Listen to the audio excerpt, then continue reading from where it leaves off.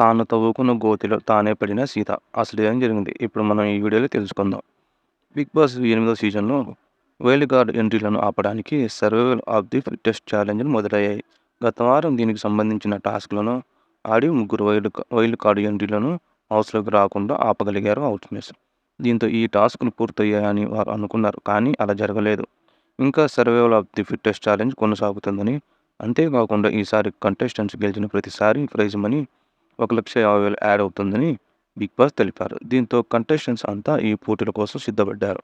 కానీ సీత తీసుకున్న నిర్ణయాల వల్ల తాను తవ్వుకున్న గోతిలో తానే పడ్డట్టు అయిపోయింది.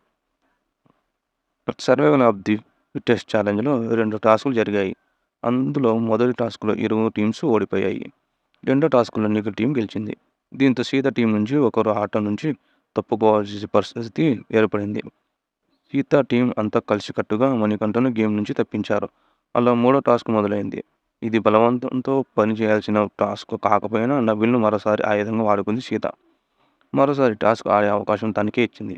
ఇక నిఖిల్ టీం నుండి ఈ టాస్క్ ఆడటానికి ఆదిత్య ఓం వచ్చి విన్నర్ అయ్యాడు. దీంతో సీత టీంపై దెబ్బ పడింది. మూడో టాస్క్ కూడా ఓడిపోవడంతో సీత టీం నుంచి ఒకరు సర్వైవల్ ఆఫ్ ది ఛాలెంజ్ నుంచి తప్పించుకోవాలని, తప్పుకోవాల్సింది ఎవరని నిఖిల్ టీం డిసైడ్ చేయాలని బిగ్ బాస్ తెలిపారు. దీంతో నిఖిల్ టీం మధ్య డిస్కషన్ మొదలైంది. ఇప్పటివరకు నైనిక, ప్రేరణ, సీత ఈ ముగ్గురు ఒక టాస్క్‌లో కూడా ఆడలేదు. కాబట్టి ఈ ముగ్గురిలో నుండి ఒకరిని తీసేయాలని నిఖిల్ టీం అనుకుంది. కానీ నిఖిల్ మాత్రం సీతను తీసేయాలని అనిపించింది. అందుకే తన పేరు చెప్పాడు.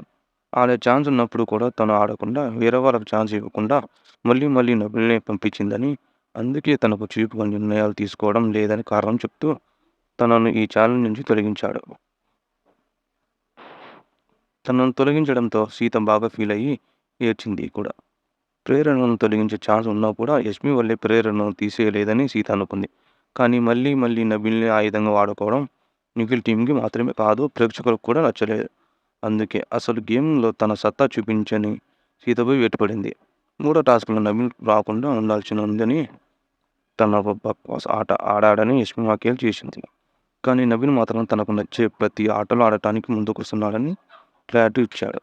మొత్తానికి సీత అనుకున్న నిర్ణయం చివరికి తానే గేమ్‌లో లేకుండా పోయేసింది.